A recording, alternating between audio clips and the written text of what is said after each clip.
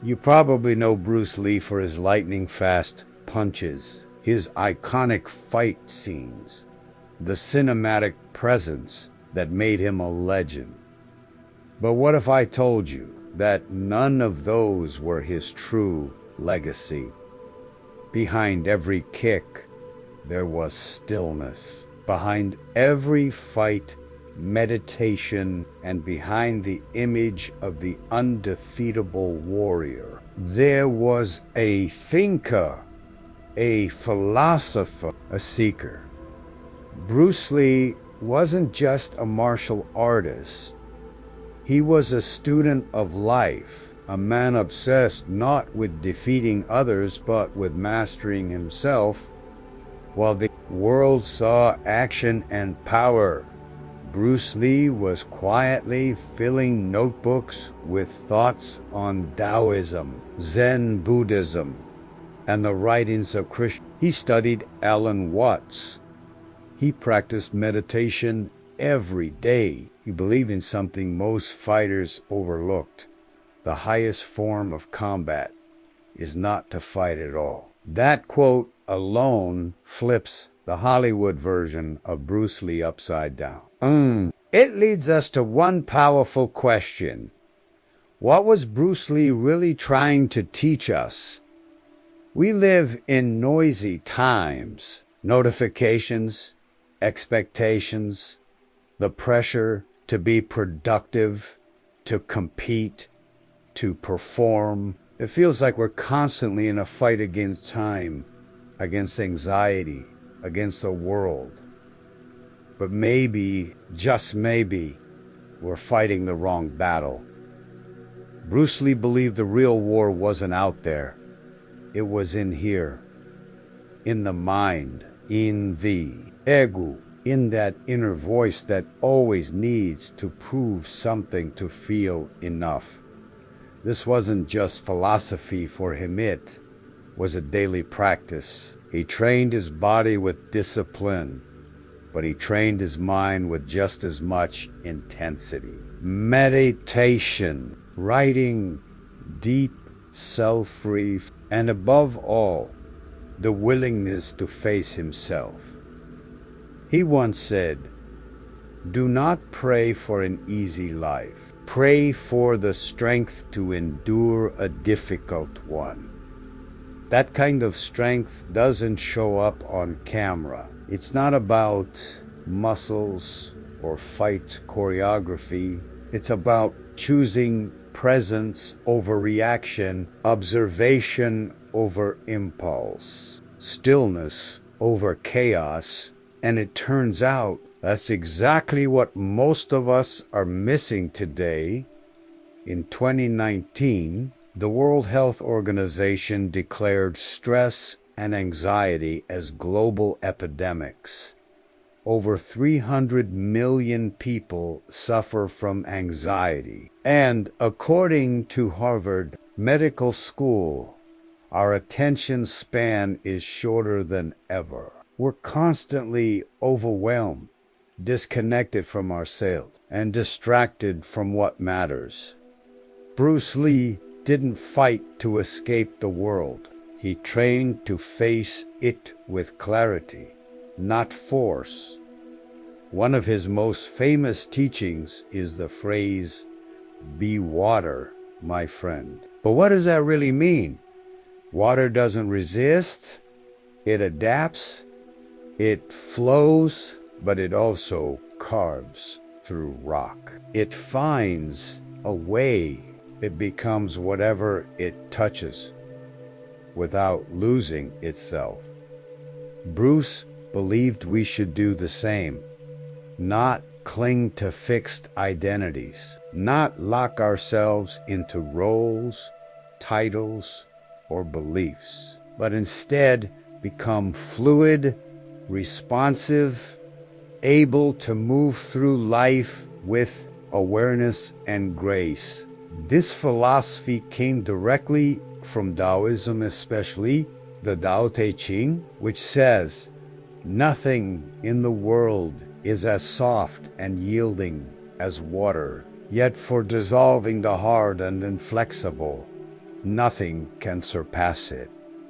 Bruce turned that ancient wisdom into motion. He didn't just talk about ideas, he embodied them. He moved like water, trained like a monk, and thought like a philosopher. That's why his martial art Jeet Kune Do wasn't a style in the traditional sense. It was the absence of style. He once said, "Absorb what is useful, discard what is not, add what is uniquely your own." It's not just a fighting principle, it's a life principle.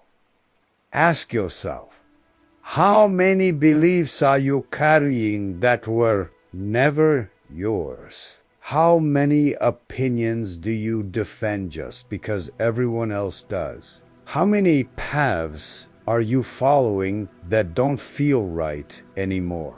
Bruce Lee challenges us to drop it all, to start again, to empty our minds not as an act of surrender, but as an act of readiness.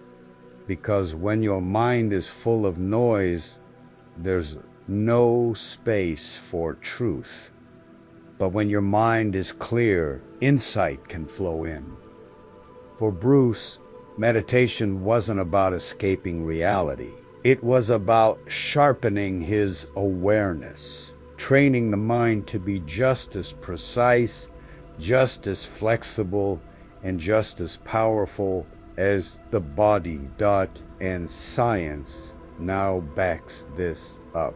A study by the American Psychological Association showed that regular meditation increases focus, emotional clarity, and resilience to stress. Another study in Nature Neuroscience revealed that just 10 minutes of mindfulness a day can reach areas of the brain tied to memory, empathy, and decision-making. Bruce Lee understood all this long before neuroscience caught up. He didn't need a brain scan to tell him that stillness is strength. He believed knowing is not enough. We must apply. Willing is not enough. We must do. That's the challenge he leaves us with today. In this first chapter, we've seen that Bruce Lee was more than a fighter. He was a guide. He taught us that life is not about control but presence. Not about domination but awareness. Not about proving yourself but finding yourself. And if that message speaks to you, I want to invite you into something deeper. From the outside, Bruce Lee looked like a man constantly at war. Fists flying, opponents falling, unmatched intensity in his eyes. But what most people never realized is that his greatest opponent was invisible. It wasn't another fighter. It was himself. Bruce Lee's entire philosophy was rooted in one powerful truth. The real fight is internal. The real enemy is the ego. He wasn't interested in fame, power, or domination. He was on a mission for something much harder to conquer. Freedom. Freedom from emotional reactivity. Freedom from the need to impress. Freedom from everything that kept him from moving with clarity. This is where his creation, Jeet Kune Do, becomes more than just a fighting method. It becomes a spiritual practice. It's not about adding more techniques. It's about stripping things away, removing the unnecessary, letting go of the rigid forms. His motto, no way as way. No limitation as limitation.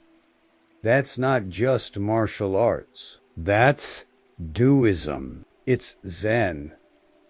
It's the art of living without clinging to form, without being trapped by identity. Lao Tzu, the ancient Taoist sage, once wrote, "When I let go of what I am, I become what I might be." Bruce embodied that. He refused to be boxed in by style, rank, or tradition. He broke free even when it meant being misunderstood. But what does that mean for us today? We live in a time of performance. We're constantly crafting an image online, in our jobs, in our relationships, trying to be seen, trying to be accepted, trying to prove we're enough. And in that performance, we lose ourselves. Bruce Lee understood this decades ago. He warned us. The biggest obstacle is always the self-image you cling to. Your idea of who you are becomes a prison. And the more you defend it, the more trapped you become.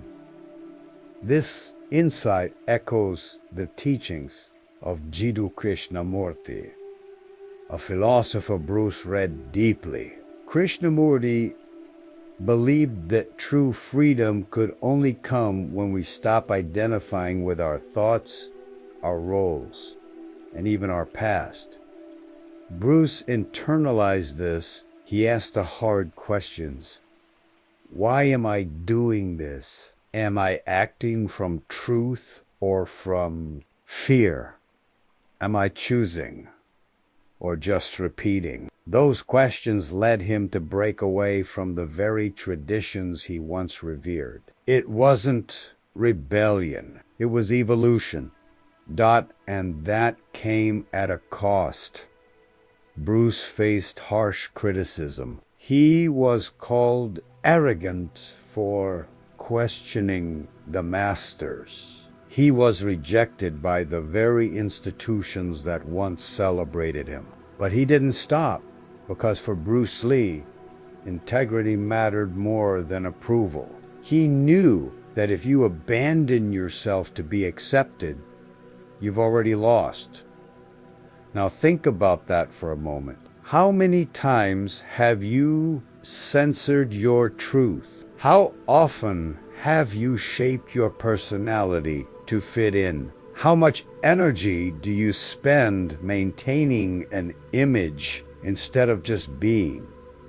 This is the fight Bruce Lee trained for every day. Not just with his fists, but with his awareness. He studied his thoughts, watched his reactions, challenged his assumptions. He didn't just train his muscles. He trained his mind like a monk. And today, neuroscience backs this up. A study from the University of Wisconsin-Madison showed that regular mindfulness practiced strengthens the prefrontal cortex, part of the brain responsible for self-regulation, focus, and In other words, what Brucey was doing decades ago was literally his brain for clarity and control. He called this process non-attachment, the willingness to let go of what no longer serves you, not just things, but beliefs, not just opinions, but identities. Think about it. How many people live by fixed labels? I'm just not that type. I've always been this way. That's just who I am. But Bruce believed that real growth requires movement. And movement requires letting go. His way was clear. Don't be stuck. Don't be rigid. Don't be defined by your past. Because when you stop trying to be something, you become everything. He believed that you don't find yourself in still ideas, find yourself in action. in motion, in experience. That's why he said, a wise man can learn more from a foolish question than a fool can learn from a wise answer. He welcomed failure. He welcomed uncertainty because that's where freedom lives. But our world today is terrified of failure. We want to be seen as perfect, polished, prepared. We're afraid to look like beginners. But Bruce saw beginner mind as a superpower dot in Japanese Zen. It's called Shoshin, the empty mind that's ready for anything. That's how Bruce lived. Always learning, always adapting, always empty enough to be filled with something new. Dot to him, ego was weight, presence was power, and practice was the way out, because philosophy, in his view, wasn't meant to sit in books. It was meant to be lived, felt, tested in every interaction, in every breath, in every conflict. That's what made Bruce Lee different. He didn't just speak truth, he moved through it. And that kind of embodiment, that kind of discipline is rare, but it's available to you. Every time you pause instead of react, every time you ask why before saying yes, every time you choose honesty over image, you're walking the path he walked. And that path leads somewhere deeper. In the next chapter, we'll go even further. We'll look at how to take these teachings and live them, not just think about them, not just admire them, but apply them in your focus, your daily life, your relationships, your rituals. Because Bruce Lee didn't leave behind a set of moves. He left behind a way of being, and that's where we're headed next. Throughout his life, Bruce Lee trained his body, but what he was really shaping was the spirit. Every punch was about precision. Every mistake, a lesson in awareness. Every day, less ego, more essence. And that essence lives on in one of his most underrated lines. A mind that is constantly learning is a mind that stays alive. That's the message of this final chapter. Because a mind that is empty isn't weak. It's ready. Ready to see. Ready to change. Ready to live. So how do we take all this, the wisdom, the stillness, the discipline, and bring it into our modern lives? How do we be water in a world of noise? Bruce Lee's answer wasn't to run away from the world. It was to move through it with awareness, not to detach from reality, but to meet it with clarity. Here are some ways you can start living his philosophy right now. 1. Short daily meditation. Bruce would sit in silence for a few minutes before training, not to empty his mind in a mystical S-E and S-E, but to observe, not to see what was moving through him, to recognize thought without becoming thought. You can do the same. 2 minutos, 3 minutos, before you open your phone, before you speak, before you react. Silence, stillness, space.science confirms its power. According to the Harvard Gazette, 8 weeks of mindfulness meditation can physically reshape your brain boosting empathy, decision making, and stress control. You don't need hours. You need presence. Point 2. Train yourself not to react. Bruce was fast, never impulsive. He could strike in milliseconds, but only after stillness, after seeing. That's the art of non-reaction, and it's a trainable skill. Next time someone triggers you, pause, breathe, watch the feeling rise and let it pass without acting on it.